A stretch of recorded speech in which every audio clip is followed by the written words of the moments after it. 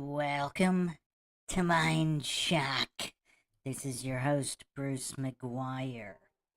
And this is the Red Pill Showdown, the logical analysis of Michael Knowles and Pearl Davis, part 6, hopefully. The final part. Hopefully, the thrilling conclusion of one of the greatest annihilations in any debate ever. Pearl Davis absolutely demolishing the deceitful and fallacious Michael Knowles.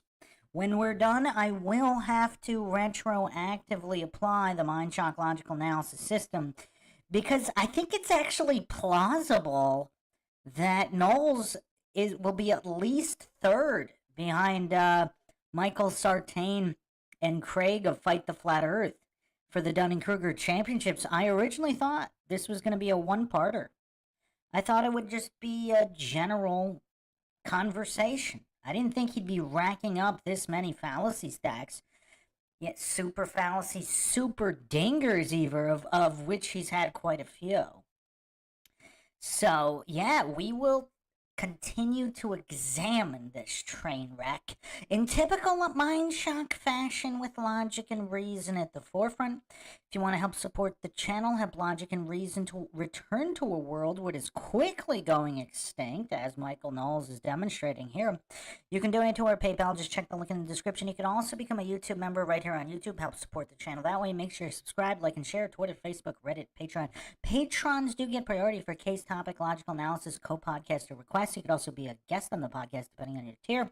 Questions, comments, theories, thoughts, suggestions, rebuttals, debunkings of any kind, leave them in the comment section. I also posted a short on Michael Knowles versus Candace Owens, featuring, I think, Heracles' statement about Knowles being Candace Owens' kid's godfather. And a lot of Knowles fanboys got so triggered in the comments of that short. It was hilarious.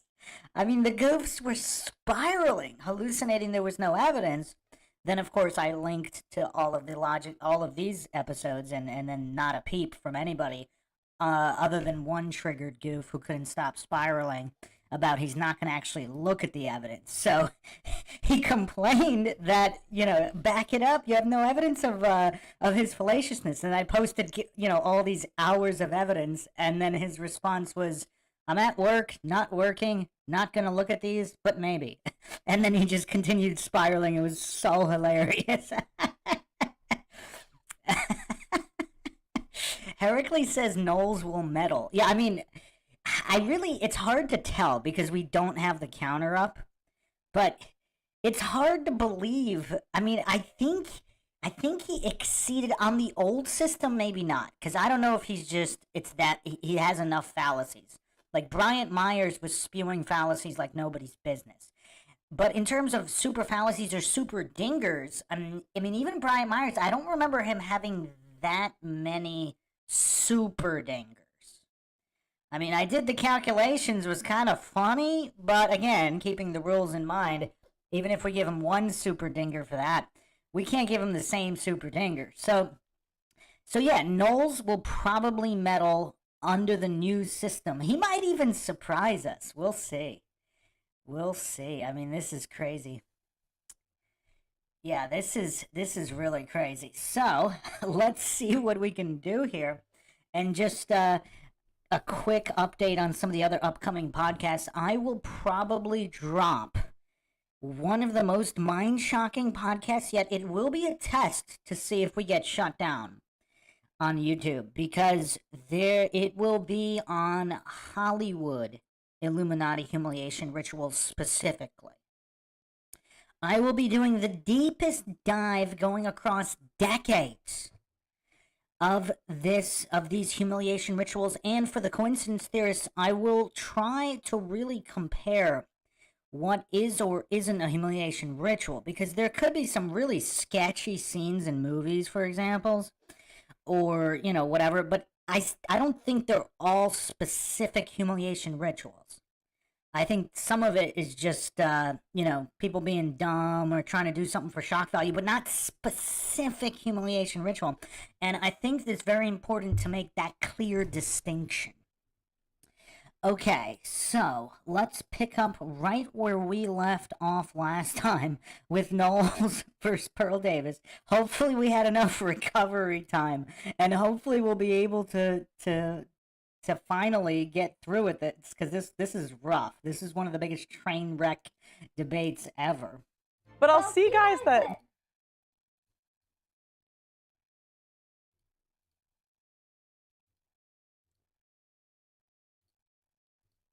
take you guys' advice. And sometimes,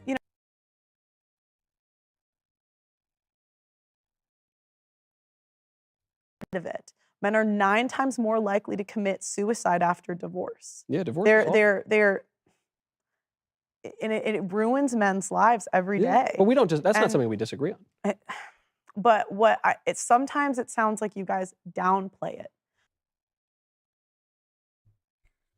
Whoa, we got Lord Zed in the chat here. I watched Fast Getaway 1991 with Corey Haim with my parents, and is that the one with Cynthia Rothrock? It is, isn't it? It's the bank robbing family? Wow, that's a blast from the past.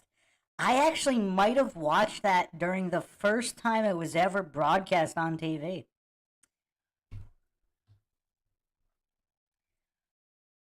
We got Justin Johnson in here, rewarding plenty a listener with some MindShock memberships. Justin Johnson, great supporter of MindShock and Logic and Reason in general, of course. We got some of the usual suspects in the chat here, and as we again attempt to break this down. By how? I don't think so. I just think you're denying that you're advising men to do anything. Even. Wow. Wow. Hey, Lord Zed, man, you're in good company here. I'm a big movie fan, and I've been watching movies for a long time, and I've seen quite a few of the 80s and 90s movies. It was just, especially a lot of the lower budget ones. There's actually a lot of huge budget blockbusters and plenty of Academy Award winning films I have not seen. Tons of them. But Fast Getaway, I believe there was a sequel too, if I am correct. If I am correct, Lord Zed, there might be a sequel. Let me double check that right now. The people that came here for Pearl vs. Knowles are going to be annoyed with this, but we have to know if there was a Fast Getaway 2. Indeed, there was. 1994. And wow, Corey Haim and Cynthia Rothrock both return, and they're on the cover. I think Corey Haim's got an Uzi on the cover. Oh, wow. Okay. All right, let's get focused. All right. Yeah, we got to do a podcast on Cynthia Rothrock. I mean, she's one of the most unsung heroes in action cinema. I mean, it's just a travesty how under-respected she is. You're saying it would be a good strategy. No. Okay, so now here, Michael Knowles again, hallucinating, strawmanning, intentional deception, trying to pretend like Pearl is denying her advice. She doesn't really give advice, though. She's kind of, other than be aware, her advice is kind of awareness. It's not to do or not do something. I mean, is this his only cope left now? I don't tell men what to do. One man might find that Christian virgin chick. Oh, Lord Zed, did you miss out? Pinto Sack, that Glass House was the previous live Q&A. We already went over it, and we actually have to do a Lily Sobieski part 2, because I've actually uncovered some really crazy stuff. And the next live Q&A will be The Hidden is the homework assignment movie for the next live Q&A, 1987. Sure. In the middle of nowhere that goes to Latin Mass. One man might not find one close to him at all. I know someone that runs a matchmaking service for like Latin Mass. Great. No, they're having the same problems. Wow. Let's see what Noel's response is here. Because he looks a little confused here because his cope, I mean, his fallacy stack, I mean, this has been a master class clinic in diversion fallacy. Because all Knowles has been spewing mostly diversion fallacies, of which he's been doing red herrings and a lot of non sequiturs, which he also accurately projected when he moved on to psychological projection in the last one or two parts of our analysis. So he was also cherry picking, and he was stacking the cherry picking as if saying, oh, well, men wouldn't have trouble finding a wife if they just only focused on this religious group. And then, you know, the true religious of the he's going the 1% of the 1%, completely ignoring 99% of all human. I mean, it's just kind of crazy, the level of goofery on display here. Now she's calling out even the 1% of the 1%. I mean, I didn't know it was possible to demolish Michael Knowles even further than Pearl already did. But it seems like he keeps dropping the floor out on his own goofery. And then she's actually upping the ante on the demolition as well. So be curious to see his response here. And his response was, Wow. Wow. this is for the Latin community. I know someone that runs one. He tells me the same thing. There's too many men. There's not enough women in this specific one. Yeah. And the women are a bit too high of standards, a bit There's delusional a great. in what they Have you ever been to the female it's delusion like, calculator? yeah, but my point is, So wait, is he being contrarian to his own contrarian now? Like, so she's explaining that this 1% of the 1% of these Latin mass Catholics, whatever, that Knowles has stacked his cherry-picking fallacies with, she's explaining that even these experts in dating or whatever, dating service people, they're having the same issues in the 1% of the 1%. And he asked her if she heard of the female delusion calculator. I don't know if that's the cat bag calculator that they did those viral clips with. I don't know if that's the same one or not, but yeah, so what is he doing here? He's playing contrarian to his own contrarian, proving her point further while still arguing with her on every point. I mean, this is crazy stuff.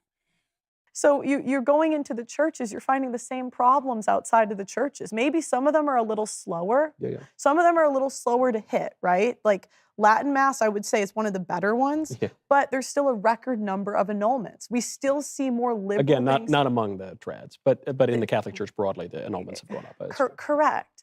And so my point is, you know, it's going to be He can't even stop interrupting her just to say that she's correct.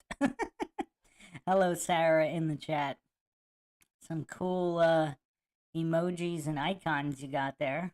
tough to convince men to join these things when even the churches seem to be going left. Yeah, I agree. But And the churches are teaching egalitarianism.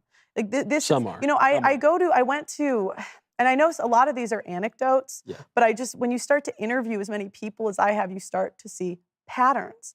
And, you know, I'm hearing from men that the church makes their wives worse, not better, because they're being told in Bible, like they're being told in you know, their Bible studies that they're women led, you know, Yeah. and they get all Heretics and these. schismatics have created problems for all of history. That's true. Yeah. But I don't think the church is a failsafe in a society that pays women to lead. Yeah, no, there's risk in And- everything. But to your And there's risk in everything, but you should still go to the casino. You should still play Russian roulette. That's his advice. Like, it's weird. I mean, the level of goofery here and the spamming of the goofery. Like, it's just, this is absolutely insane to see Michael Knowles completely demolished. As I've said in every single part so far, is it possible that he can come back from this? Like, how can he ever come back from this? She's thrashing him worse than he's thrashed all those college students all these years. And he's arguing like those college students that he thrashed. He's arguing like a complete woke goof. To your point, Pearl, you've said that, look, you're not prescribing anything. You're just observing how things are, and the men don't want to get married. And right. I guess what I'm observing is that men still like women, even with all the kind of weird rainbow stuff. Yeah. Men Wow. I mean, there's the wow. Holy diversion fallacy, Batman. Men still like women. That's what he's coming back at her with. As if that has anything to do with the amount of marriageable woman. Like what? What? I mean, that's a super dinger right there. I mean, this guy's in the running. Like, I will be retroactively applying the system to count all the fallacies up. I mean, this is crazy. Pinto Sack says hot take. I mean, how does he say it with a straight face? And half the stuff he doesn't say with a straight face. We've been examining his micro expressions. Most of the stuff he isn't even able to keep a straight face while he says it. So he knows exactly what he's doing here, most likely. Again, I don't claim anything is true or untrue, but it seems like he's just this goof charlatan now. I mean, again, like, yeah, I don't know if I will ever be able to listen to him speak on any topic the same way ever again. I mean, he's truly shown his true colors here. I mean, this is just absolutely insane. Still like women, They and do. women still like men, and they're still going to get together, and they're still going to desire children, or at the very least, they're going to do the things that lead to children. And so, How is that related to marriage? Like, the marriage rates are plummeting. Like, you know, like that. It's like his inability to stay on topic. This is exactly what you see with all the woke goofs that he argues with and he decimates at colleges. This has absolutely nothing to do with any of Pearl's points. But that was a hot take. that's going to happen whether you advise them to do that or advise them not to do that or whatever. So in And the amount of stuttering and sputtering, we've also never seen this from Knowles before. At least I haven't. Every other debate, he's so eloquent and sharp.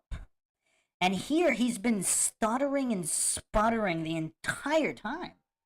in that case, don't we need to deal with what that institution ought to look like, So for- rather than say, sit on your hands until we change? No, I And look at this false dichotomy. You should either talk about what it should look like or sit on your hands. There's no other options. There's zero other options.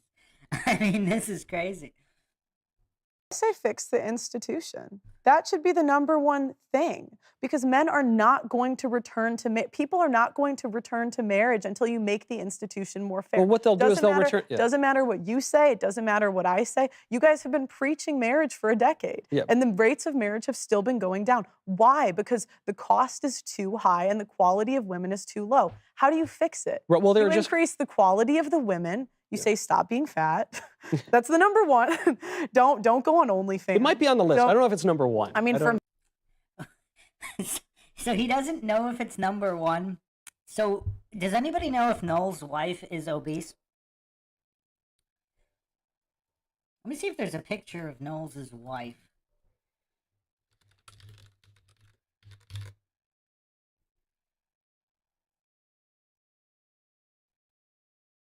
Wow. Alyssa Mahler? Is that his wife, married 2018?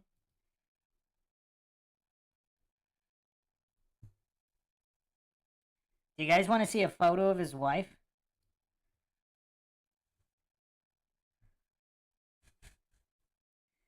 Wow. I found a photo of him cross-dressing for people that want to see that. Let's put up a photo of his wife. And I'll put up this photo of him cross-dressing, which we've been talking about. I mean, this is crazy.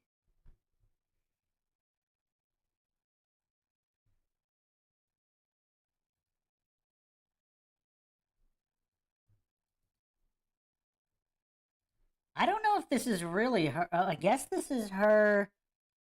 Is this her Pinterest? No, that can't be her. There's a Pinterest.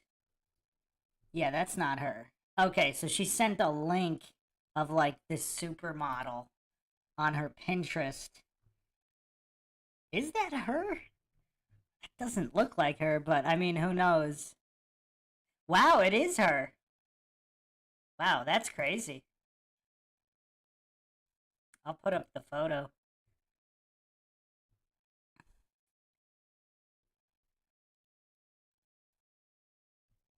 I guess it's a highly touched up photo, but it actually does not look like her. Okay, hold on. Everybody be patient.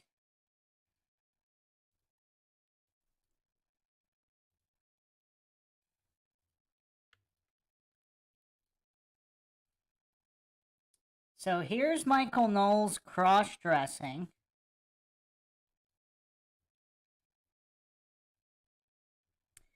Apparently this was after... I mean, supposedly he found Catholicism again at Yale before graduation. But a lot of the movies he did even after graduation were very sketchy. We went over them. Okay, now I'm going to bring up an image of his wife. These are all public images, by the way. She's a public persona all over the internet. So, I don't know if the photo on the right is really her or not. Because the woman on the right looks like a supermodel. The woman in his wedding photo does not quite look like the woman on the right. But I mean, even the woman on the left, if this is the same woman, I mean, even her eyebrows look a little different. I don't know. I think the image on the right might be what she posted on her Pinterest account. For whatever reason, that comes up when you Google it. I mean, are her eyes even green? Hold on. See if we get a more close-up photo.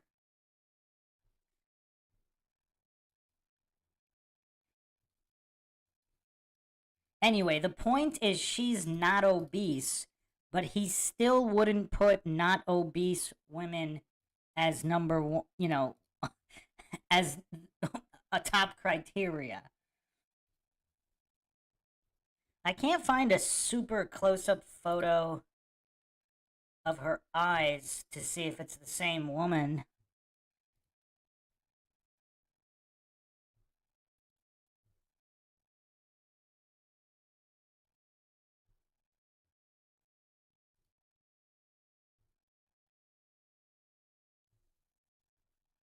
Actually, it might be her.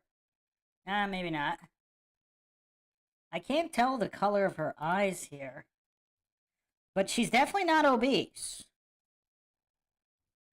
She is definitely not obese.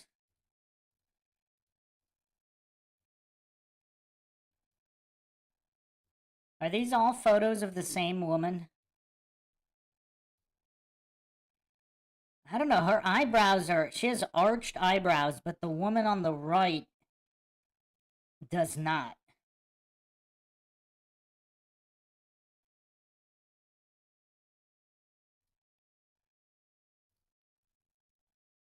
Yeah, it looks like her eyes might be brown, but it's hard to tell.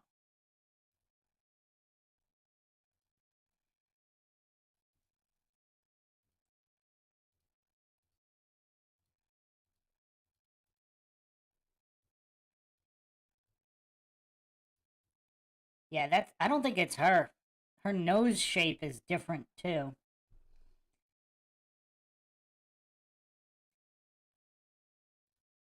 What does everybody think?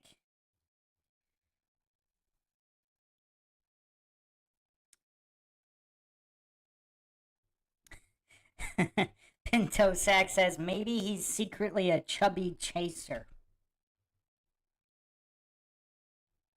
Yeah, the nose looks different. Unless it was just heavily edited and filtered, like with all these Instagram filters or something. I mean, maybe. But, yeah, I don't know. So, wow. Shifty Eyes Shady says eye color can change. My eye color changes with the weather. Not that I'm saying this definitely hurts. So, is that why you're called Shifty Eyes? Your eyes shift colors. Okay, so in either case, it's safe to say that Knowles did not marry an obese woman, but is he advocating men should not disqualify, like non-obese men should not disqualify obese women? Like, what's this goof's actual argument. Because he said that that's not a disqualifier. He said even OnlyFans wasn't a disqualifier. I mean, this guy's weird. Men, that's like the number one thing. I wouldn't say it's fine. Okay. I'm blessed with a thin wife. Not Oh, so he said he's blessed. Like, what's the blessing? Wasn't he the one who proposed to her? So, but why didn't he propose to an obese wife? I mean, it's kind of weird. Kind of weird. The goof phrases it as if he's like, was that an accident? So somebody else, was this an arranged marriage? Like, he had no part in selecting his wife? Like, that's a weird thing to say. now because she has a child in her. But Okay, but you understand what I'm saying. Yep. And until you lower the risk for men, the utopia you're asking for isn't going it's to not return. a utopia. I'm describing the human condition for all of history. Okay, but Wait, what human condition for all of history? What human condition? That people reproduce? I mean, nobody's disputing that throughout history. Like, the goalpost moving, the straw manning, the diversion fallacies, both red herrings and non sequiturs. I mean, he's stacking them so high. I think he's going to medal. I really do. I mean, he's in the Dunning-Kruger Championship running. I didn't think it would be when I started this, but it seems like he is. but what you're asking for, the families will not return. And so I'm almost like trying to plead with the tradcons. Yeah. Like you are not going to get anywhere shaming men for not getting married. The only way that you are going to see progress is by making the institution more fair for men and giving fathers access to their children. But when you say make the Shifty Eyes Shady seems to know quite a bit about Michael Knowles. Michael and Alyssa were high school sweethearts that separated for their 4 years in college. They went to different schools, reconnected after graduation. So already he's an outlier of an outlier, right? Like, what percentage of people marry their high school sweethearts?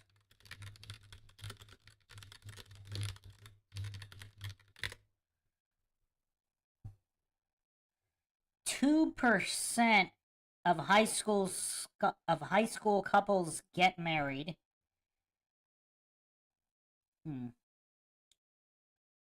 And divorce rates were 54%, which is higher than the average. The average is 40 to 50, depending on where you're looking. So, wow. So, 2%. So that's 2% of high school couples. I'm trying to find what's the percentage of all marriages, but their high school sweethearts have a higher divorce rate than non-high school sweethearts. Okay, actually, it's less than 2% of all marriages are to a high school sweetheart. So less than 2% with a 54% divorce rate. That's interesting. That's pretty interesting. Also, when he got together with her in high school, like, what kind of high school girl was she? Was she the class harlot, so to speak? Or was she extremely conservative and he was her first boyfriend? In which case, that's also a complete outlier situation. Well, Pinto Sack, I think we all know what he did during that 4-year break. Actually, you know what? I'm going to bring up an image. I said I wouldn't do it, but I'm going to do it. Because a lot of goofs, especially in that short, they think this is all fake.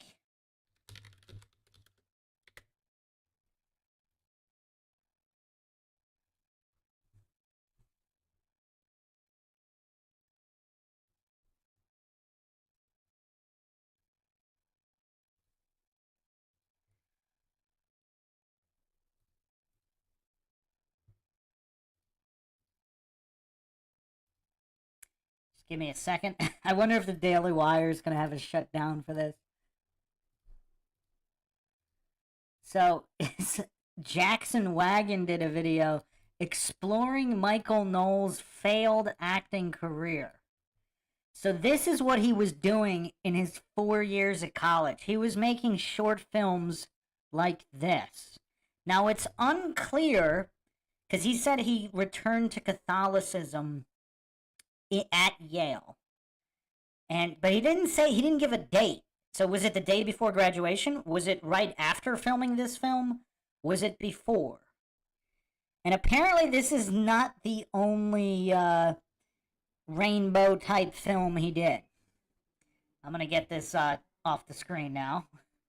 But for the people that were thinking it wasn't real, and no, I am not going to watch the film. This is as far as I'm willing to go, is a thumbnail, a non-explicit thumbnail from that.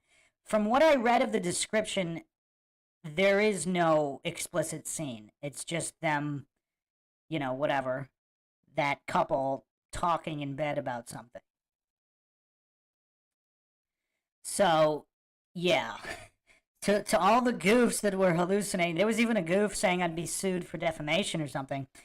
First of all, I'm not claiming anything is true or untrue. I'm just going over information that's public on the internet. If the information is false, I'm not claiming the info is true. I'm just saying what the info is stating, which can be verified on many different websites. I mean, most of it was from his wiki, but yeah, that's a good point, Lord Zed. Lord Zed said this guy chose his wife and religion before he was 22, brain not fully developed. Yes, supposedly frontal lobe gets finished around 25, but yeah. Yeah, it's kind of weird how Knowles is saying, so he was talking about parity between the genders, as if, you know, it's 50% men, 50% women, then, you know, it's easy to get married because there's parity. Completely ignoring everything in the Bible about how a good woman is hard to find, like diamonds. And yeah, completely ignoring all metrics and statistics. I mean, he's saying OnlyFans workers are not to be disqualified from marriage. It's just weird. He said it wasn't insurmountable or whatever he was saying.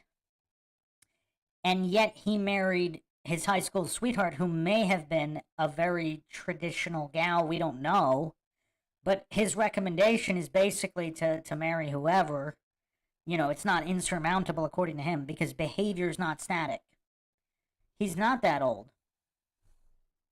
He's in his 30s. I don't think he's even 40. Well, I forgot his age. Let's see what his age is again. 30-something? I mean, he definitely appeared pretty smart. Oh, wow, he's only 34. I thought he was in late 30s. According to all of the information online, he's only 34. Yeah. I mean, he seemed, in every other video I've seen, he seems highly intelligent, which made him sound older. Especially from several years ago when he was probably about 30. I mean, when did he come on the scene? It was a couple of years ago. He was around 30. And he was already going to college campuses decimating fools.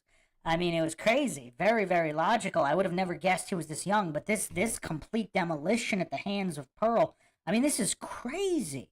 Because he can't even claim to be one of the lucky guys. Because I'm sure there are some guys out there that they did marry a woman who probably who had some trouble in her life, drug addiction, whatever, you know, maybe a sex worker of some kind that reformed, and now she's a great human being, and a guy married her and everything's great. That's an outlier situation, but good for him, good for her. They're happy. That's awesome. But Knowles isn't even in that position. He's not even a lottery winner telling other people not to get a 9 to 5 and play the lottery instead. So, I mean, he's in as worst position as possible here, getting absolutely demolished by Pearl. I mean, this is kind of hard to watch at this point. Institution more fair for men, you're saying make divorce a little nicer for men. I think divorce is the problem. Wait, that's not what she said at all. Like, what?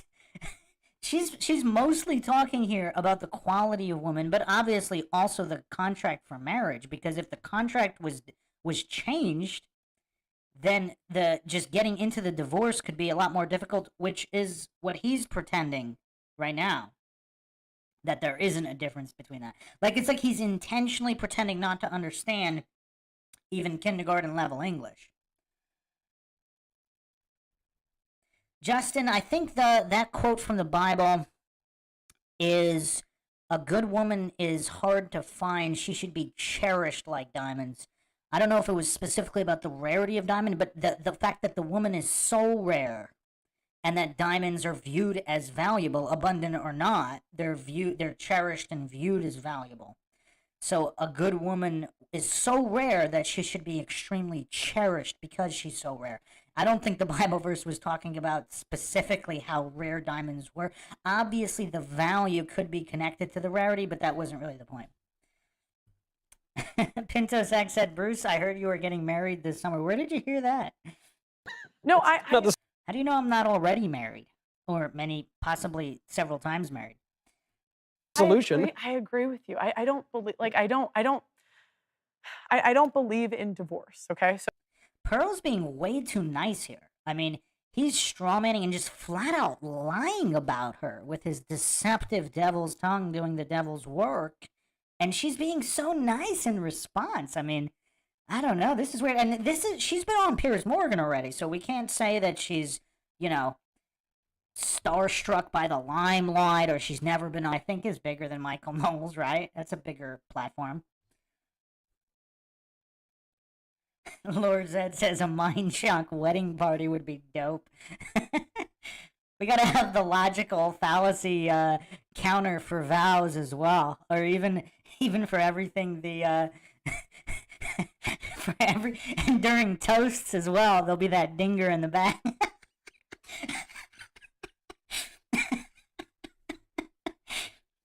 if we could ban divorce tomorrow, great. But I think for the time being, so if we could do that, let's go. Yeah. Right. But for the time being, it's like, okay, at least, there should be mandatory DNA testing at birth. No. I don't know why because it's calling my wife a whore to do that. I mean, it's ridiculous. Why? Okay, so because women... the assumption of the first of all, mandatory, good grief, but wow, holy straw man, Batman. It has nothing. Wait, is he this dumb? I mean, this is tough. I don't even know if we're gonna make it. We might have to go to part 7 with this amount of goofery. So, mandatory DNA testing is not calling anybody a whore.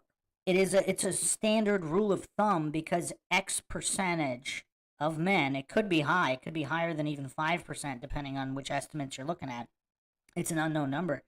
So, as a rule of thumb, not for his specific situation and his wife, but as a rule of thumb, that's kind of like, it's kind of weird because I actually don't know this. Does Michael Knowles support, let's say, stop and frisk?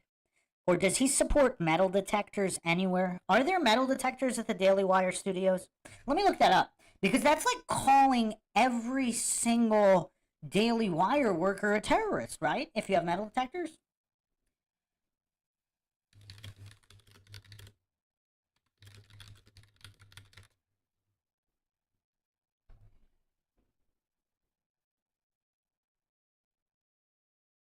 Yeah, I can't find it. I don't know if that's public information. Whether Dale has, does anybody know if this studio has metal detectors? Because the metal detectors aren't calling any specific individual anything. It's a precaution. It's an across-the-board precaution. You can say it's a violation of privacy, sure, but it's not calling any specific individual a liar. It's just by sheer probability and statistics, a certain amount are. It's kind of a weird, for him to have a meltdown over this. It's almost as if he did a secret DNA test and found out that his children weren't his, and now he's getting triggered to cope. I'm not saying that's true, but this is crazy. The premise of it is that my wife is sleeping around. Okay, so that's not the premise. The premise is that X% of all wives, not his specific wife. Wow. So is this just sheer deception here, or is he just, he already went full vegetable, but my other theory in the other parts was that he has a split personality. His main personality, he accepted this Illuminati humiliation ritual, so he was told to come on here and humiliate himself. He also has a split personality with a mental disability, who doesn't know that this is an Illuminati humiliation ritual and doesn't know basic definitions of words. I mean, he was confused on what sexist meant. He was confused, what marriageable, this guy was confused about everything. So Is he just oscillating split personalities? Because that's clearly not the premise. The premise has nothing to do with his specific wife. So I'm quite confident my wife is not sleeping with him. The woman feels icky for a little bit, but then The man feels it. I would feel quite icky. Wait.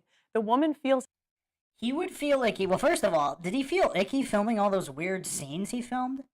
But other than that, what is icky? Wouldn't a man feel more icky if he found out after decades that he spent hundreds of thousands of dollars and time raising a kid that wasn't his? Now, maybe he would have done that anyway by his own choice, but wouldn't he feel icky finding out that it actually wasn't his kid? icky for a little bit. Fine, maybe the man feels icky. Certainly he would. You're calling his wife a whore and him a cuckold. It prevents men from being put on. I mean, just the straw manning is just crazy. I mean, would anybody be surprised if the Daily Wire did have metal detectors? But it's not even about the Daily Wire. It's just any building with metal detectors is not calling a specific individual armed with intent to do harm. It's just a general precaution because throughout history, there will be a certain amount of individuals who try to come in to do harm. Just like with mandatory DNA testing, it's not about any specific individual. It's looking at the stats, which are actually pretty horrid, with the amount of men who think their children are theirs. I mean, it's actually, I mean, more than 0 would be crazy, but it's more than 1%. I mean, we can get it. We can try to get a stat here.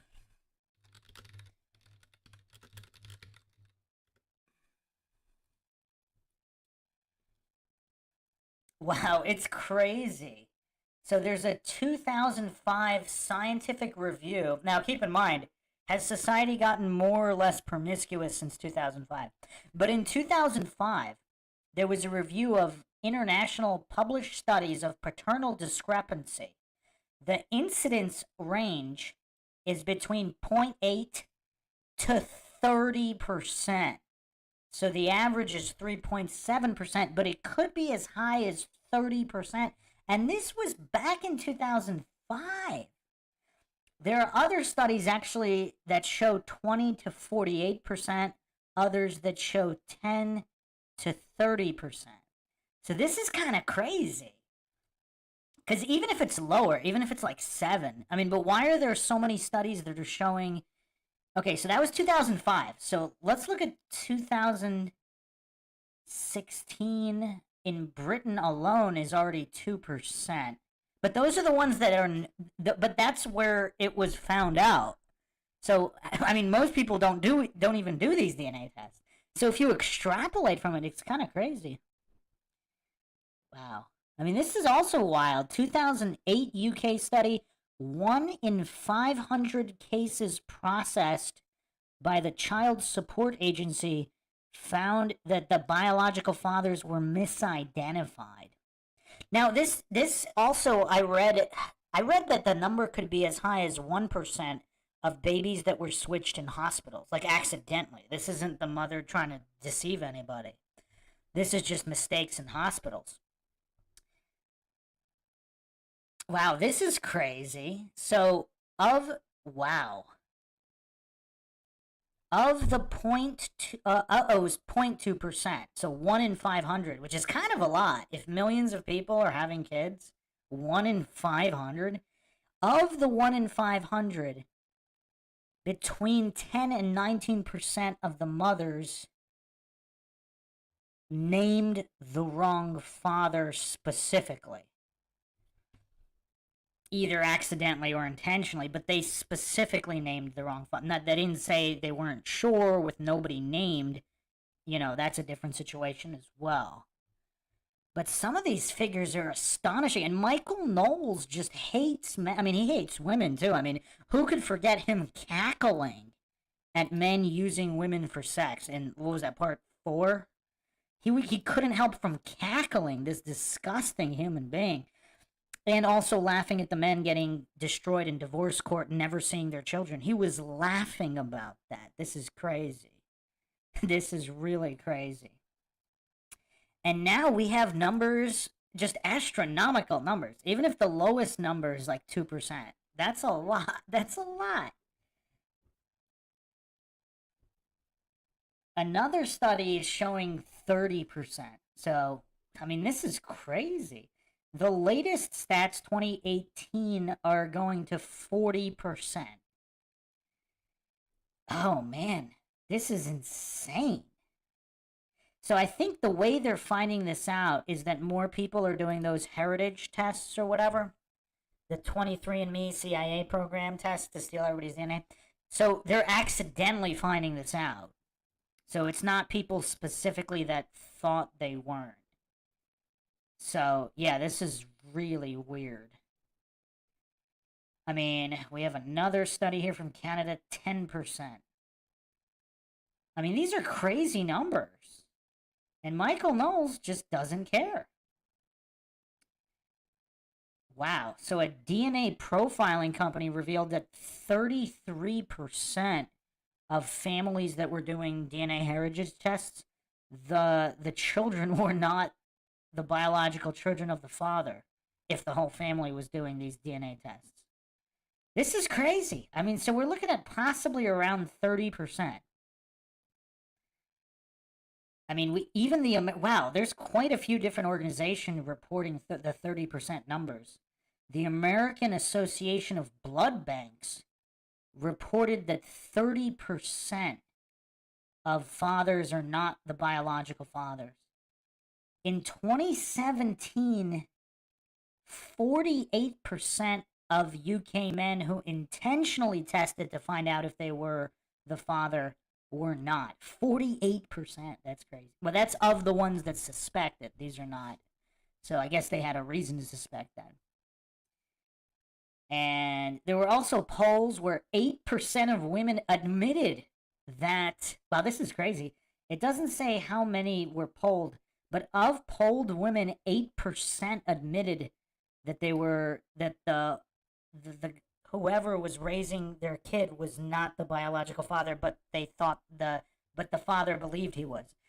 Those are the admitted numbers of a female poll. This is crazy.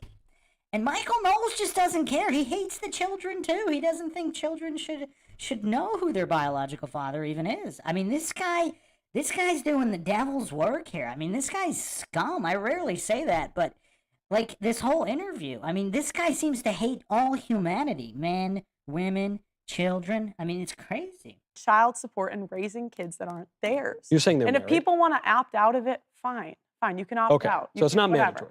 But it's voluntary. But there it is voluntary. I think it would be better if it was mandatory. I think that's a better. So then the men can opt out. Oh my gosh, what are you? She's finally getting flustered at him pretending he's brain dead. She preferred that it be mandatory. Obviously doesn't have. This isn't hard to follow. I mean, small children could follow this. So Michael Knowles is just playing like such a level of stupid here. It's crazy. I'm just trying to figure out what you're saying. Okay. It's not hard to figure out what she's saying. I mean, you know. I would say mandatory DNA testing at birth. That I think would be better. But even though the men don't want it. Look at. So you're telling a man now. You're contradicting what a man has to say. Because you haven't been in that situation. Do you know what I've been in birthing room. Whoa. How does Pearl know he hasn't been in that situation? Did he get a paternity test? How does he know he's not raising children that aren't his? He has no clue. He might think he's not, and that's the whole point. I mean, the level of goofery, like one of Pearl's most hilarious moments was it was something about the divorce where until you get the divorce, something about your wife's a feminist. He said, and then she said, well, if you get a divorce, she will be, or whatever. So it was kind of funny. Lord said she's talking about paternity tests being mandatory for every child born, just to make sure the father knows that he's the biological father of every child. Because the stats I was just going over were pretty scary. I mean, that's literally millions of children across the world. Why do you guys make light of like situations that Pearl, I have been in the situation and you have not. I've been in the birthing room twice. I'm talking about a man raising a child that's not his. Oh, yeah. It's not an uncommon thing. At least one of my kids looks like me. The other one looks a lot like me. appeal to humor. I mean, the goof has nothing. He's getting decimated, so he's trying to make light. But, would anybody see? It's kind of hard. What if Michael Knowles tomorrow found out that one or more of his children weren't really his? Then what? What would the goof say? I mean, I don't know. I mean, the guy's such a charlatan. I really don't know what he would say. No, but okay, but we're trying to make jokes, but this stuff is serious, Michael. Yeah, Like this sort is serious. Like What? Yes, sort of. Look at the grin on this scum's face. Yes, sort of. Sort of. 2 to 40% of men are raising children that aren't theirs without knowing. 2 to 40% of children think their father is their biological father when he isn't. And he thinks this is only sort of serious. And look at the smile on this scum's face.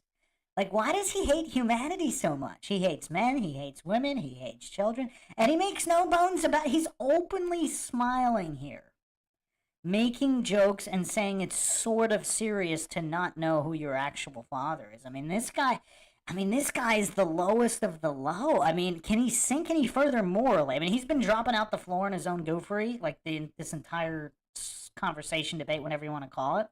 But he's also been dropping the floor out on morality. It's crazy.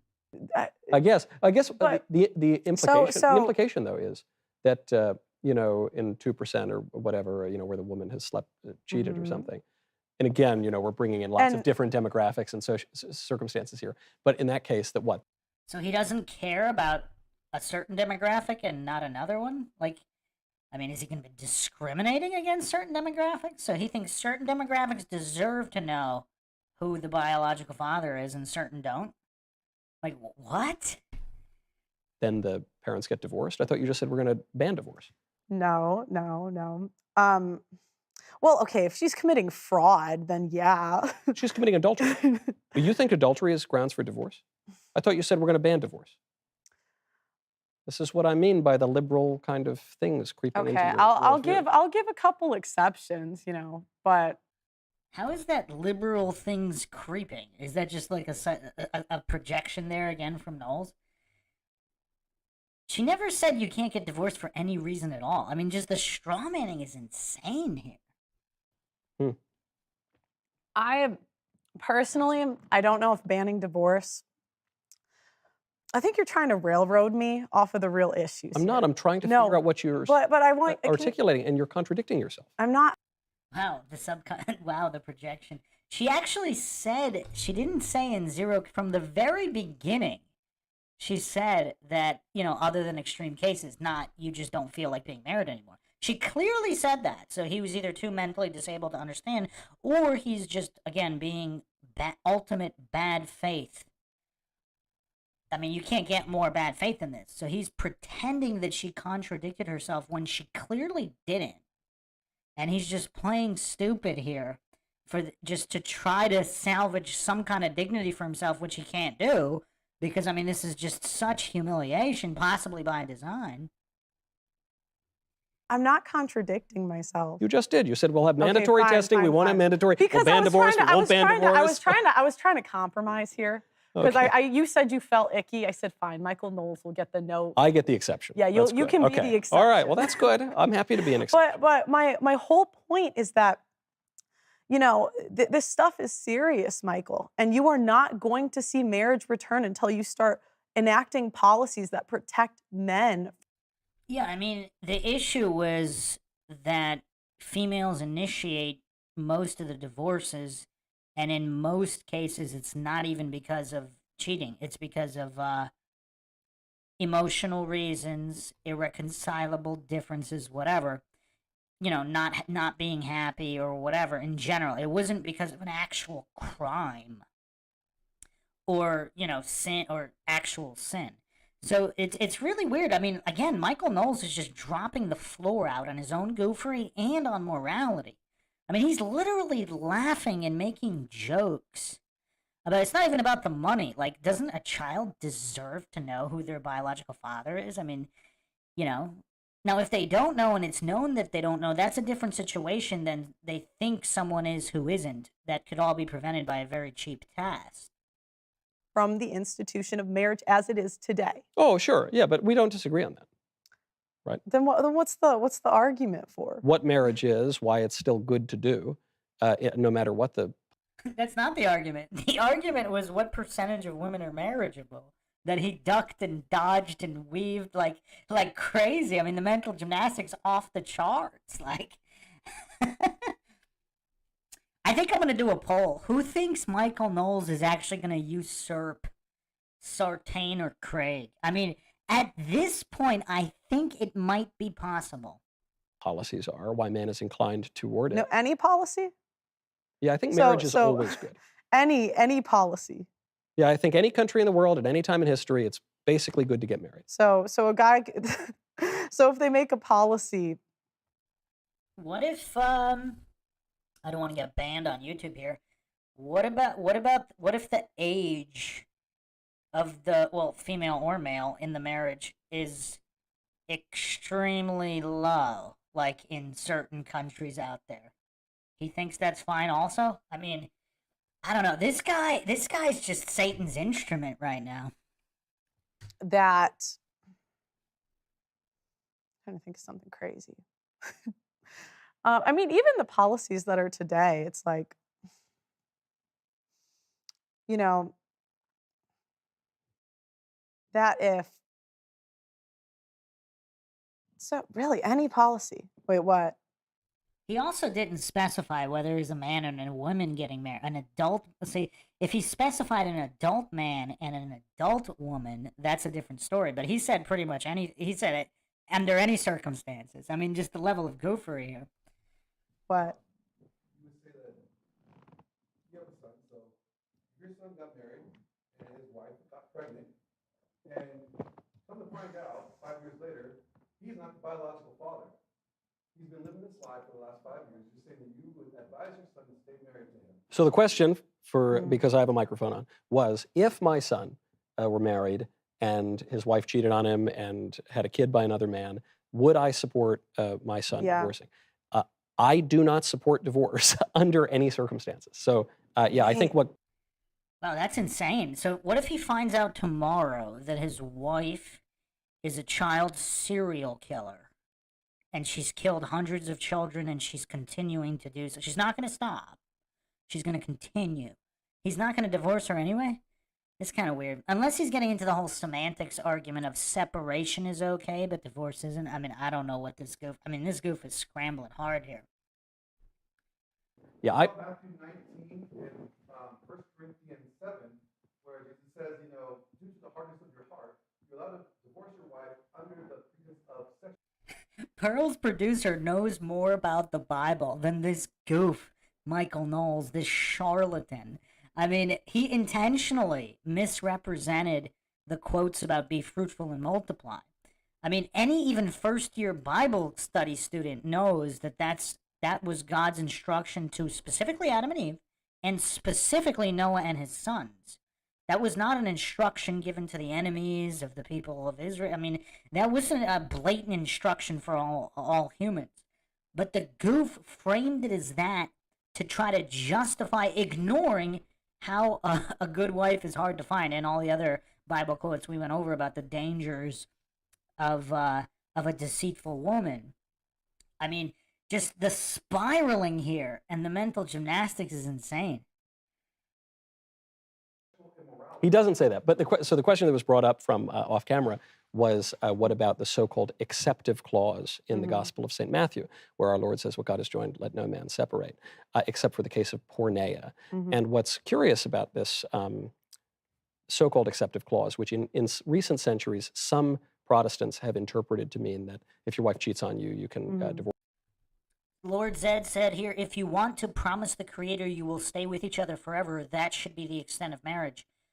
I'm not sure if you're meaning that the government, you shouldn't invite government terrorists into your house in connection to your marriage with a marriage certificate, or you're talking about just the vows. Now, what if you made those vows not knowing, like if the wife made the vows not knowing that the husband was some child serial killer, or the husband made the vows not knowing at that time, like you didn't have the knowledge at that time, that the wife was a child serial killer. Is that vow still valid even under God? Because there are those exceptions. There are exceptions. There are, extreme cases clearly outlined where you can divorce, obviously. Yeah, Lord, obviously it's nobody's, but clearly the last entity, like if you could think of any entities, like a random grocery store would be safer to involve in your marriage than the government. The number one cause of human death in history and theft and all crime. Like random little small businesses would be safer to involve in a contract with your marriage. Like the mom and pop shop down the street would be safer to involve in your marriage contract than the government. I mean, it's crazy. Why would you want the government involved in anything? Like, is there anything that the government doesn't make worse? I mean, I can't think of anything. Her, but which had not been understood that way for the vast majority of the history of the church, and certainly and still is the case in the Catholic Church and elsewhere. I guess one. Look how he's just stuttering and sputtering. I mean, the goof is cooked. He's completely cooked. He got exposed for not understanding the Bible or pretending not to. Completely and utterly decimated in basic logic. I mean, again, I don't think he can ever recover from this. Wait, Jess Palmer, what conspiracy? That there's nothing that the government doesn't make worse? Way to understand that, and that apparent contradiction with the other synoptic gospels, which do not have the so-called acceptive clause, is to remember that St. Matthew is writing for a Jewish audience. Wow, this goof, man. I mean, we're comprehensive and exhaustive, so let's go over it.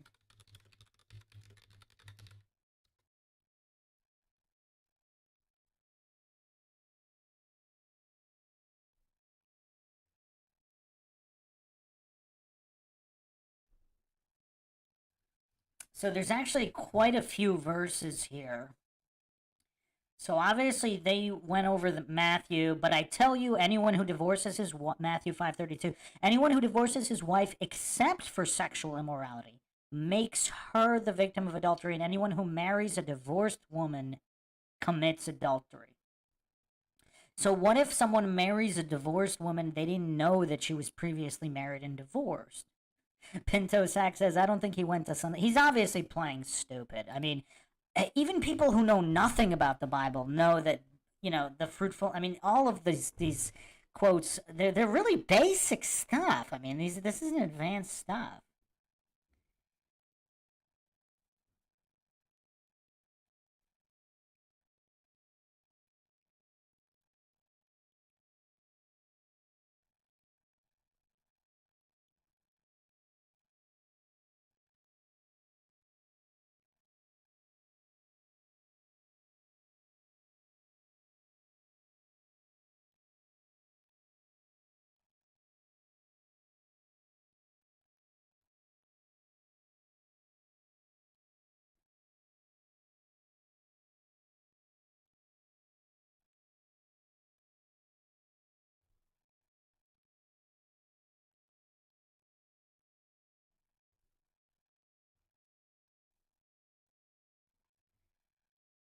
So there's a few other verses here that are related here. Malachi 2:16, the man who hates and divorces his wife, says the Lord, the God of Israel, does violence to the one he should protect, says the Lord Almighty. Ezekiel 16:8 says husbands must protect and provide for their wives.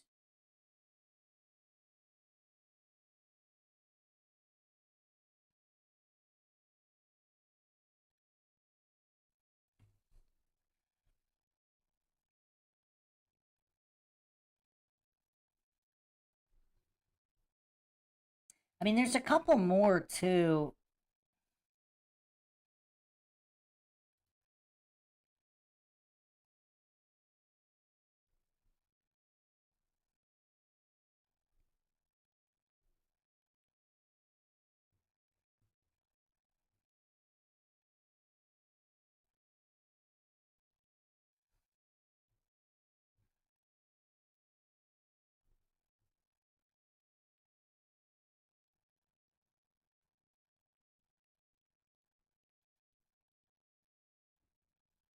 There's also Deuteronomy 24:1-4. If a man marries a woman who becomes displeasing to him because he finds something indecent about her, and he writes her a certificate of divorce, gives it to her, and sends her from his house, and if after she leaves his house she becomes the wife of another man, and her second husband dislikes her and writes her a certificate of divorce, gives it to her, and sends her from his house, or if he dies, then her first husband who divorced her is not allowed to marry her again after she has been defiled. That would be detestable in the eyes of the Lord. Do not bring sin upon the land the Lord your God is giving you as an inheritance. So it seems like it seems like there's no courts involved here. The man has the ability to grant the divorce.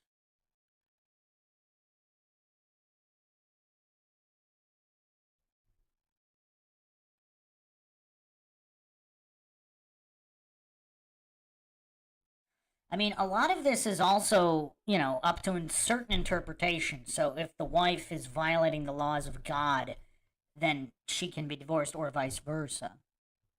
Because obviously, God would come first.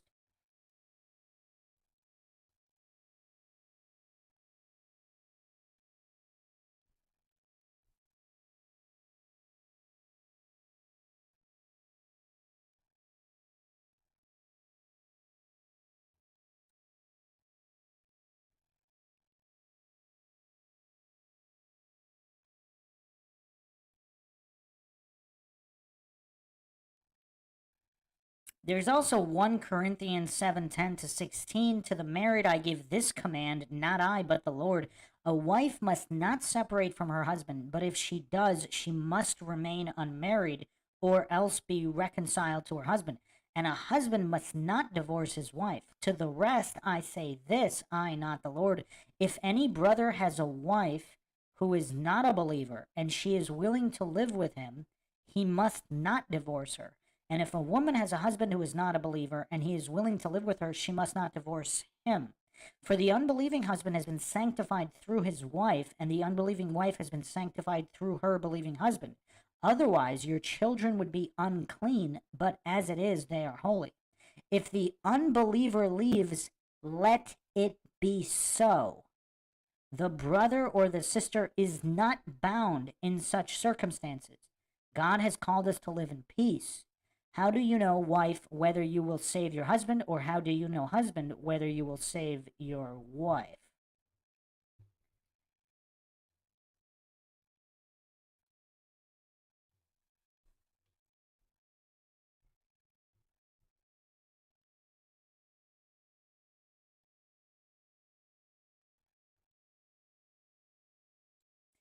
There's also, I really wanted to be clear here, just to expose Michael Knowles' pure ignorance of the Bible here. Yeah, Lord Zed, I'm going to get to the abusive issue here. Because Knowles is such a charlatan, or he's just that mentally disabled, he doesn't even know the basics of the Bible. This is crazy. So he did cover the adultery point, because obviously this is the 10 Commandments. So he covered Matthew, where anyone who divorces except for sexual immorality commits adultery.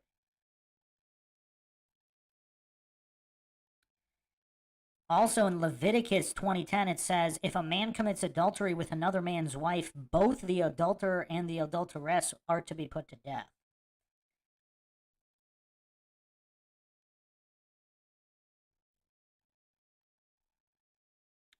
So the abuse situation here.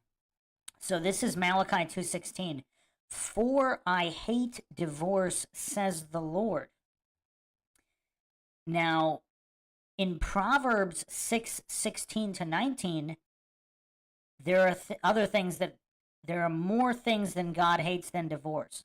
A proud look, a lying tongue, hands that shed innocent blood, a heart that devises wicked plans, feet that are swift in running to evil, like Michael Knowles, a false witness who speaks lies, like Michael Knowles, and one who sows discord among brethren, like Michael Knowles.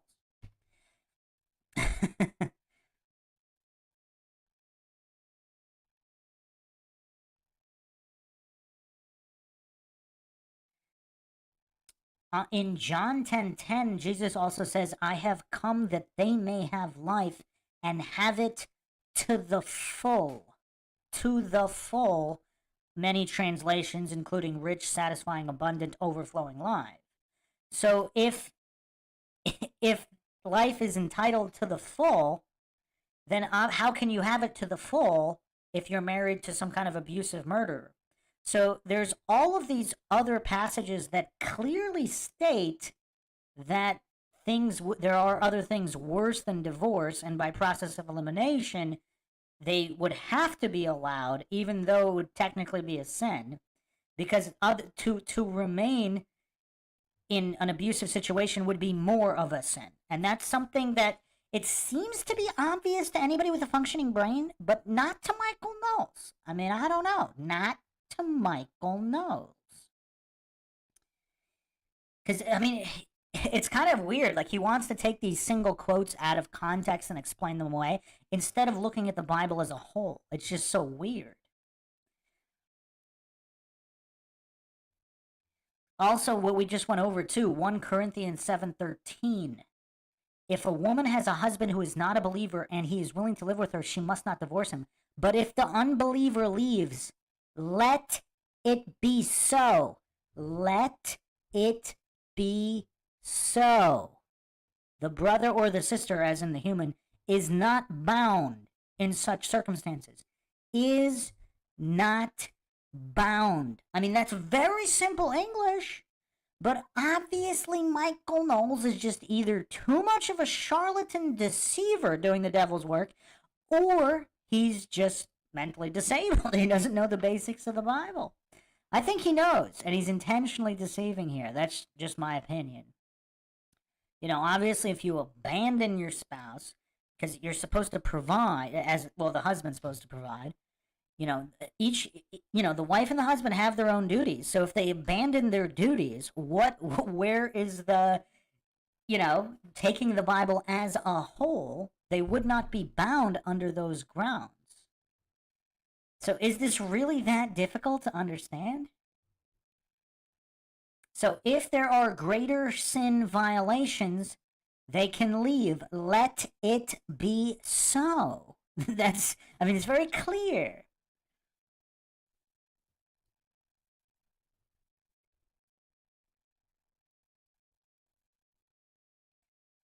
So let's continue with the decimation here and Knowles being a charlatan.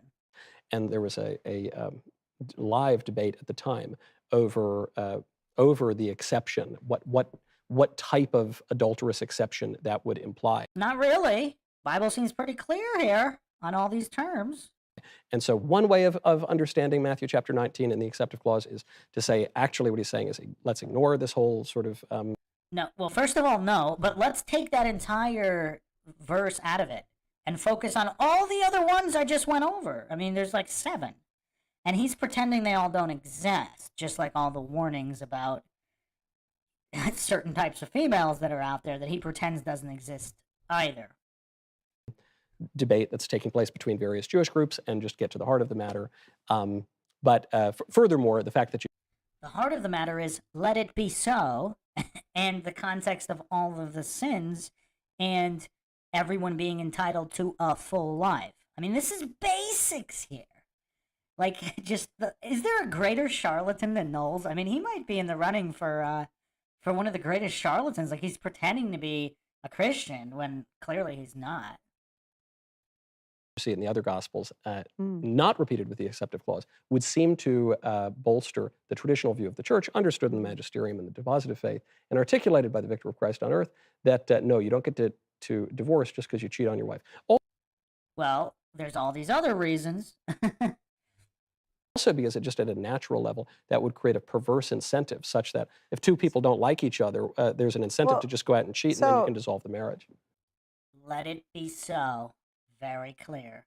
Let it be so. Okay, so if she... Which actually, Because if they're willing to commit that sin and step away from the faith, let them go. Let it be so. It clearly states that. And this goof, I think he knows about all these verses. He's just being a deceiver. He's just doing the devil's work here. If he's raising a kid that's not his, you would support them staying together. I oppose divorce in all wow. circumstances. I mean, look how evil this guy here. He opposes divorce even if one of the parties is a child murderer. What if they're torturing their spouse? I mean, this guy's as anti-Bible and anti-Christian as you can get. Yeah. Wow. That's a okay. conservative view, not a liberal view. Yeah, I guess maybe I'm liberal in that one. Yeah. So, No, I yeah. think you're liberal in a lot of ways, and I think the red pill is liberal in a lot of ways. Yeah. Such as, can you name a single one? Because she's actually there are exceptions clearly outlined that we just went over in the Bible, multiple exceptions, and taken in the context of being entitled to live a full life. And anybody walking away from the faith, let them go, let it be so. That has nothing to do with the adultery clause. So this goof hallucinating that she's a liberal because she understands the Bible better than he does. I mean, this level of goofery is insane. I mean, this might actually be the worst debate of all time. I mean, even Craig at least mounted some, however fallacious, at least Craig mounted something. I mean, it was mostly nonsense, but it was something. Like, it was, I mean, I think Knowles is actually worse. I mean, his verbal diarrhea game is not quite Sartain or Destiny level, but, I mean, just the deceit alone is crazy. Which is why they're ironically just the flip side of the feminists. Well, I disagree with that because again, you guys are the ones pushing men into a feminist institution, which marriage today is. Again, look at the sputtering and the stuttering of this goof. I mean, this is painful. We're not going to finish this tonight, people. I am sorry. I mean, I'm going to go a little bit longer, but yeah, we're not finishing this. I mean, the goofer is just too extreme.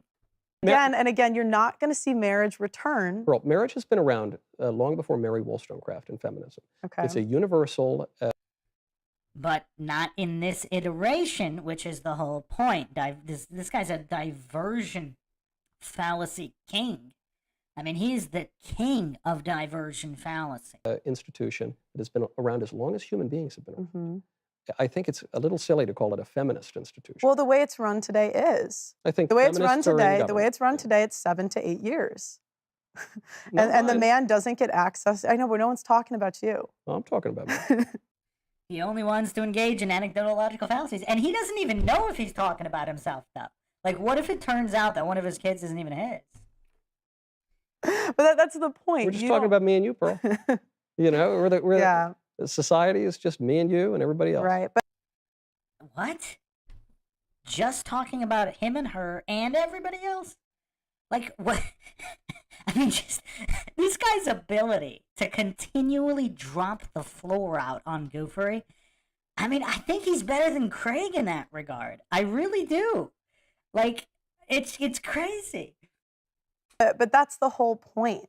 And I just, you know, we could deal with shoulds the way the world should be. And I'm saying the way it is now. I'm saying the way it is now, marriage will not return until you start lowering the risk for men. I suppose the distinction here is you're painting my view as being some sort of utopian prescription. But to the contrary, I am describing the way that the world is and has been. Marriage is a natural fact. It has been a natural fact. But to whom? I didn't pause this on purpose, but this frame, I mean, I paused it on purpose. I didn't know it would stop on this exact frame. But this perfectly illustrates the mental capability of Michael Knowles in this so-called debate here. I mean, look at this goof. I mean, just the continual spamming of diversion fallacy. Like, this is insane. He's not addressing, like, marriage to whom? To whom? That's our whole point.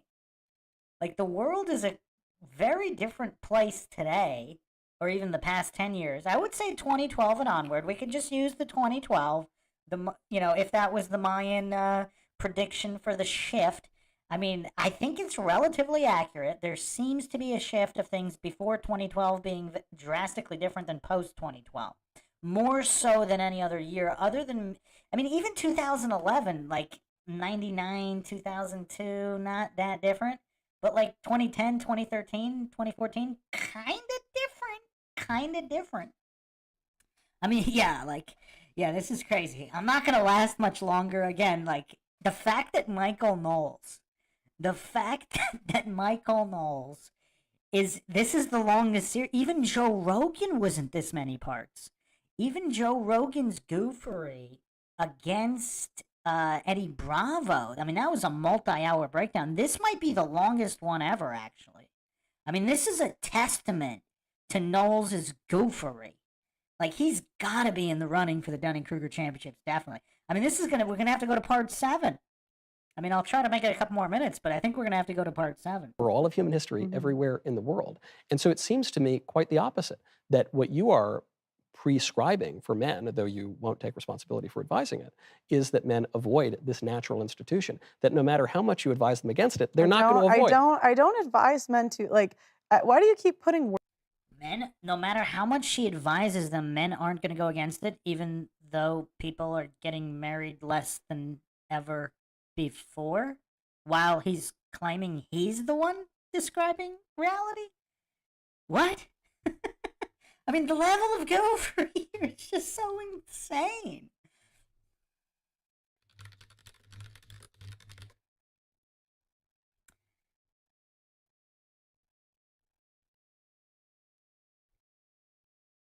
I mean, just in 2020, U.S. marriage rate hits record low. And this is U.S. marriage rate plunges to lowest level on record. Let's see, is this Wall Street Journal? I mean, obviously, it takes a while to get all the, This is April 29th, 2020. Oh, yeah, so this is 4 years ago. It was already the lowest, and I believe it's continued to go lower. So 6.5 new unions for every 1,000 people. So record lows while he's saying people are going to continue to get married. I mean, obviously, regardless of what Pearl's saying, the rates were already plummeting before Pearl ever got on the internet. I mean, this is crazy, because I think that 2020 report is from 2018.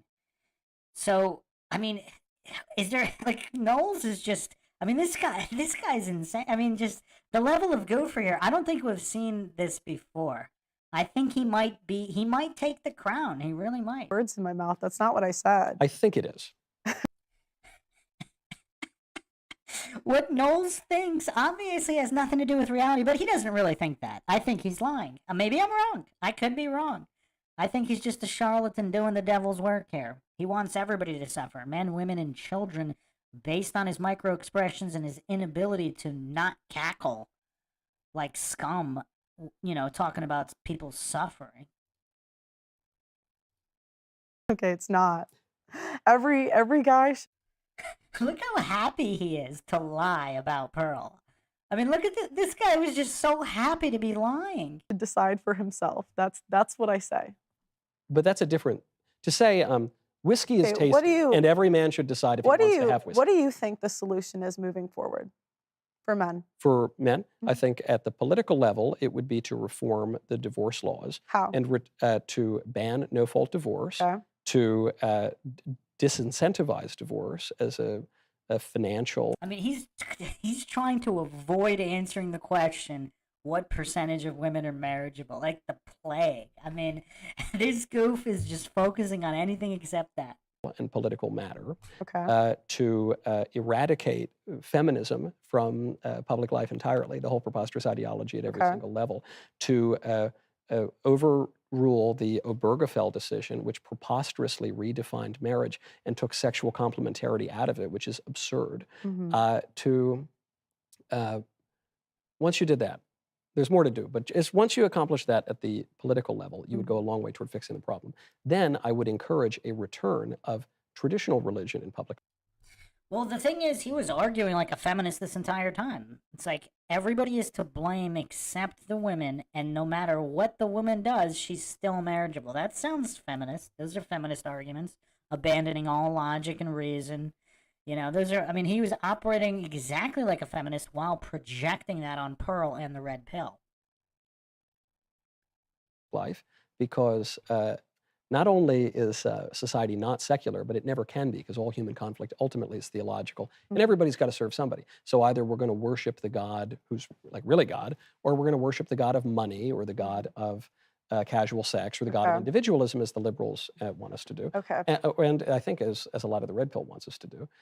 So I would restore traditional religion in public life, and the religion that built our country and our civilization. And then at the individual level, I've now restored families, which is, I'm pleased to say. Wow, good job. I would recommend that individuals behave in accordance with right reason and virtue. So you've already gotten rid of the liberal. Right reason and virtue, like not being an anti-Christian, anti-Bible charlatan liar, arguing in bad faith and laughing about the misery of all humans. I mean, this is crazy. Liberalism and the feminism. You've gotten rid of this subjectivism and the kind of language you use, which is just do whatever you want, man. I don't think people ought to do whatever they want. I think they ought to do what is right, and that will cultivate their desires, their very desires, to incline them, imperfectly because it's a fallen world, but largely toward things that are good and conducive to their flourishing, which is how we lived until relatively So recently. I don't. Wait, he thinks that's how we lived? What? This guy's crazy. He never heard of Sodom and Gomorrah? Like, I mean, I can't believe this. I really can't believe this. This guy, just the level of deceit here. This guy's never heard of Sodom and Gomorrah. I mean, wow. Oh, man. This is tough. I'm gonna try to go like another minute or so, but he's kind of exhausted my my ability to deal with his deceit and goofery. Oh, I don't disagree with any of that. Yep. My question is, what should men do in the meantime? They ought to, well, be politically involved. I don't advocate an individual political quietism. They ought to be politically involved and elect good candidates and things like that. They ought to, at a practical level. Someone asked who asked this, Lord Zed, if you were on the Titanic, would you let the women go first if it happened now? And so here's the thing. Did you guys see, obviously I do have a Titanic deep dive coming. The initial reports were that I believe almost everybody was saved. I think it was either no casualties, like all saved, or most people saved, like the first news reports. Like some of them even had photos. And then I forget when it was, at a certain date, the narrative completely flipped. I don't know. That deep dive's definitely on the schedule. Go to church, work hard, put away the porn, don't do like drugs, Fine. do things you ought to do, date in a way that is virtuous, and then get married and have children and be fruitful and multiply, because if we can't out-argue the liberals, we might at least outbreed them. And what do they do if women don't want to get on their program? Brain fried. I mean, he just can't compute anything, or pretending not to. Or again, if this is Illuminati humiliation ritual, like he's such a feminist in his brain, he can't compute the women being responsible for anything negative in any way. Like this entire debate, he couldn't even answer what percentage of women were marriageable. He completely ignored all of the Bible passages warning about immoral and deceitful women, including the ones that say it's better to live alone in the desert than with a certain type of wife.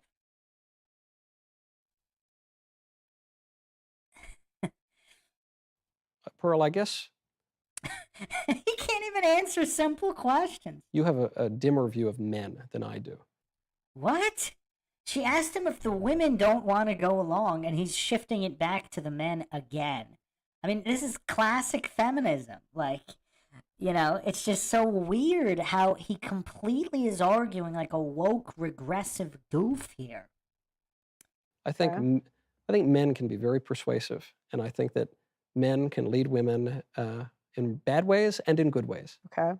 And so I would recommend that men take a leadership role as we once had in the family and in society. And So wait a second. So he's advocate. How can a man take a leadership role without violating the will of a woman, without committing crimes, without violating the will? So he thinks the will of women, for example, in the 50s or 60s, are the same as today in order for the men to be in a position to lead a certain way?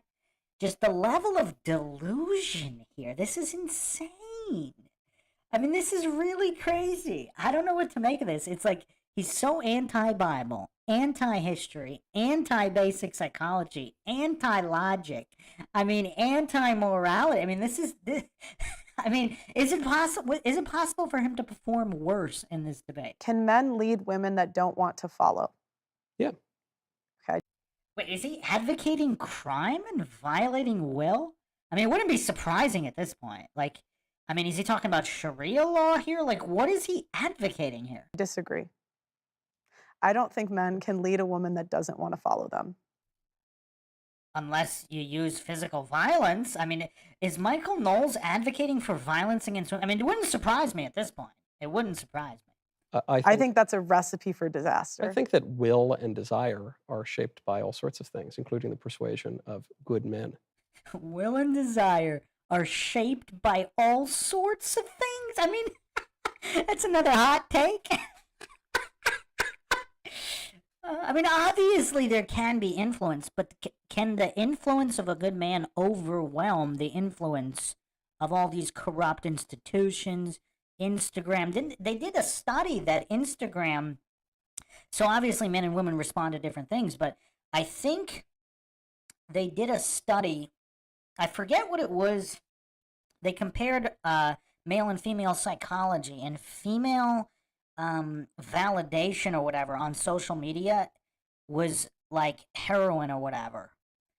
And so it was like they were addicted to it. You can't, if a good man walks up, they're not going to listen. It's like a drug addict or heroin, same way as a man addicted to literal drugs or whatever. They're not going to listen to an influence against the pull of something so strong on their psychology. So Michael Knowles is obviously completely clueless or playing stupid and lying about the role of social media and societal factors. Going to college, like let's say you have a really good man. How is he going to influence a woman who just had decades of indoctrination at indoctrination facilities? He's going to snap his fingers? I mean, what is he talking about? He's talking about hypnotism? Like, what is he talking about here? Like, how clueless can you get? I mean, the same way you get, some gangbanger heroin addict, another man or woman is not going to be able to just over-influence a lifetime of indoctrination and bad habit. Like, what is he talking about here? Okay. Yeah, I don't think you can lead a woman that doesn't want to follow you. So I think that's a recipe for disaster, personally. But I think until the quality of the wives go up and the risk goes down, how's the quality going to go up? Told you step one, the treadmill. I mean, that's an interesting point for both men and women, but she's talking about the women specifically here. Because in the 60s, 70s, 80s, whatever, people in general were much thinner. I mean, now obesity is crazy. I wish I hadn't even looked up the stat. It's like 70% of people are overweight or obese. I mean, it's insane. It's absolutely insane. That's the first thing guys look at, right? Treadmill. Anything else? No, not being fat. So, what else?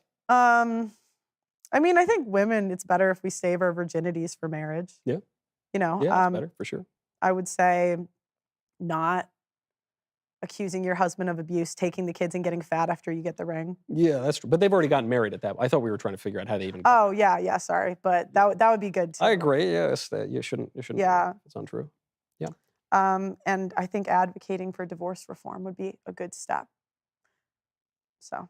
I totally agree. And I really like that last. He just spent hours arguing, and now he's saying, I totally agree. Again, he just like one-ups himself on his own contrarianism. I mean, I've literally never seen this level of contrarian stacked on contrarian. Because even Joe Rogan's one of the top contrarians out there. Joe Rogan, Destiny, etc. But they don't contrarian themselves on their own contrarian. They're only contrarian the opposite point. I mean, just this level of goofery is just quite unique. A case study indeed. Point, because it acknowledges that our behavior is conditioned by our circumstances. And, No, I think you're responsible for your behavior. then why would we change the divorce laws? So Wait, seriously? It's whether you have, regardless of what the laws on murdering or thieving is, it's still the person's still going to be responsible for doing it. I mean, again, he just dropped the floor out on his own goofery again. This is just so crazy.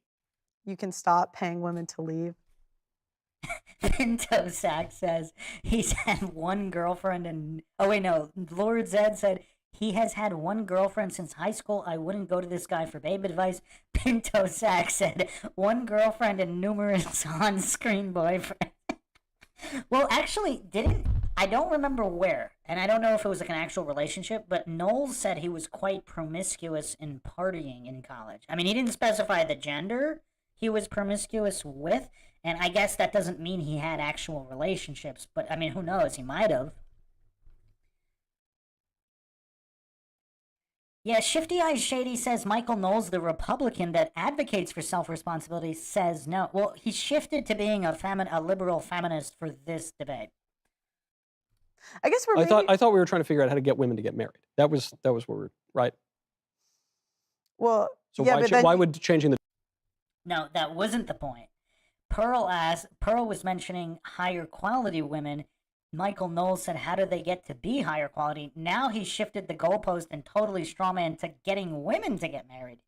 Actually, a lot of women would be happy to get married. Well, maybe not as much as before, but there's still a percentage that get married, not to be a wife.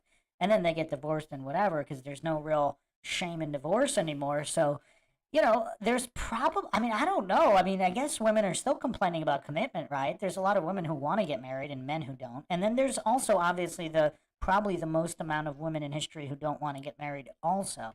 But that was not the point. I mean, notice again, either he's being deceptive again or just, his mentally disabled persona is shining through. divorce laws affect that? well, it would change the incentive structure. But I still think Correct. it's like, okay, you Yes. could be paid to do something wrong, but you're still responsible if you do it. Sure, but you're more inclined to do it if the temptation Fine, is strong fine. enough, and if your moral fiber is weaker. Yeah. Yeah. Yeah. What is that? Well, another hot take. If you have an addictive personality, you're more likely to be addicted to something. Especially if it's all around you. I mean, these hot takes from Knowles, I mean, just incredible. Fair enough. I agree with that. So we sort of agree, I think we broadly agree. Yeah. The only place in which we really disagree, I think, He literally disagreed with almost everything she said for hours.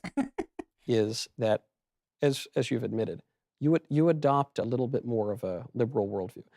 Again, with his projection here, she's more anti-liberal than he is.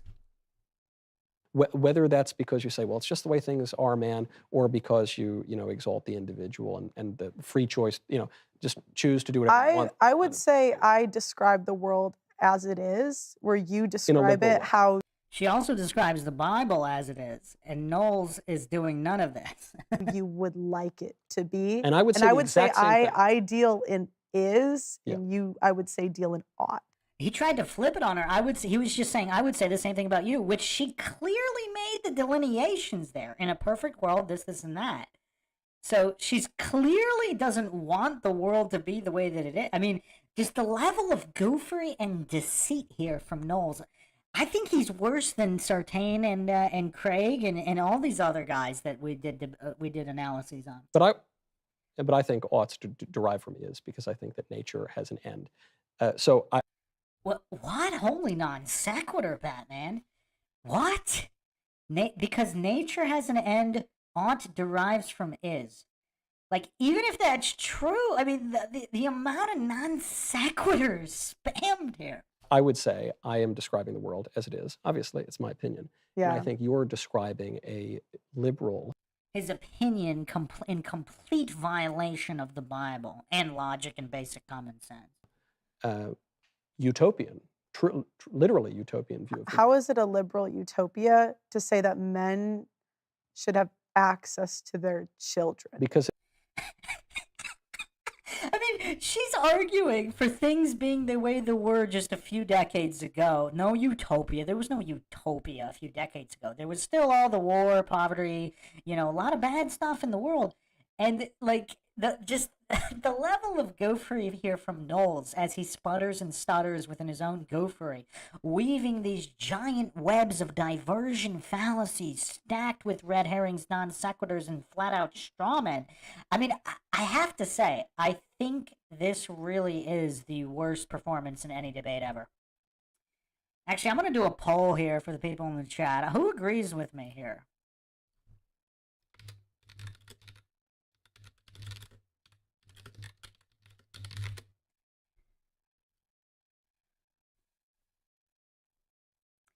I don't know, maybe I'm biased because, maybe I have recency bias because we've been just dissecting this goof for so many countless hours.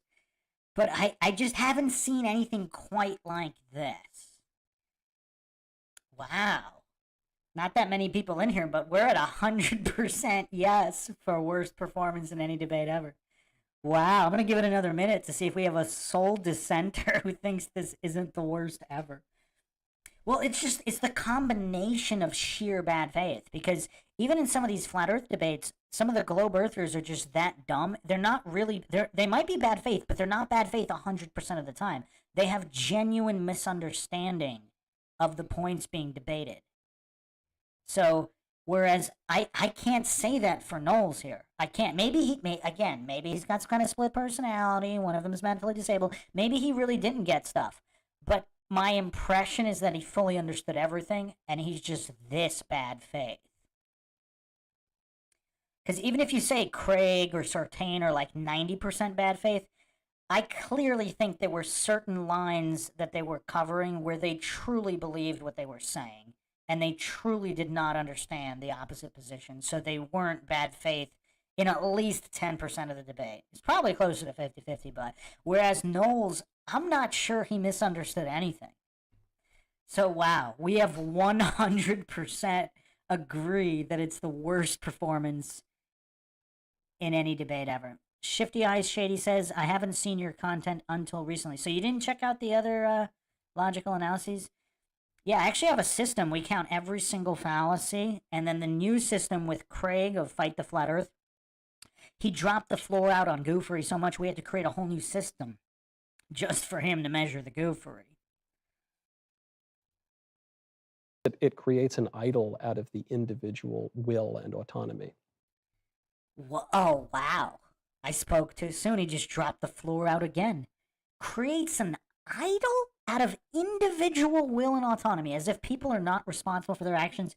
Okay, I'm out for the night. I'm out. Sorry, people. I can't. There's only so much I can handle. It creates an idol out of individual responsibility. What? God gave man free will? What the hell is wrong with this idiot? I mean, I try to be more eloquent than just randomly calling people idiots, but man, people who've never even read the Bible, who just, heard about it, know more about it than him. So God gave man free will. Can he be more anti-Bible than he is right now? Because God gave man free will. He's saying she's making an idol out of that free will and personal responsibility. Man, that might be dumber than anything he's said so far. I mean, I don't know. This was crazy. It's just, wow. And I already thought it was the worst performance ever before this moment. This moment has completely cemented my opinion that this is the worst performance of any human in any debate on any topic ever. Oh, it's rough. Yeah, we'll definitely finish it up next time. I mean, I say that every time, but he keeps just dropping the floor out so many times. But we're really going to try to finish it next time. Maybe not tomorrow. We got to see how much recovery time I need, because I'm probably going to be doing the Illuminati humiliation ritual deep dive tomorrow. That's going to be a multi-hour stream. Somewhere around the middle of the day, probably. Early afternoon. So, wow. Okay. Well, thanks again for joining us on the Mind Shock podcast and this logical analysis of an absolute train wreck. I mean, absolute train wreck. The greatest demolition I've ever witnessed in any debate, both by a debater demolishing himself, like Knowles did, and also Pearl demolishing him. If you want to help support the podcast, help logic and reason return to a world where it is quickly going extinct, even amongst so-called intellectuals, as Knowles is proving here. You can donate to our PayPal. Just check the link in the description. You can also become a YouTube member right here on YouTube. Help support the channel that way. Make sure you subscribe, like, and share Twitter, Reddit, Facebook, Patreon. This is Bruce McGuire signing off. Catch you guys next time.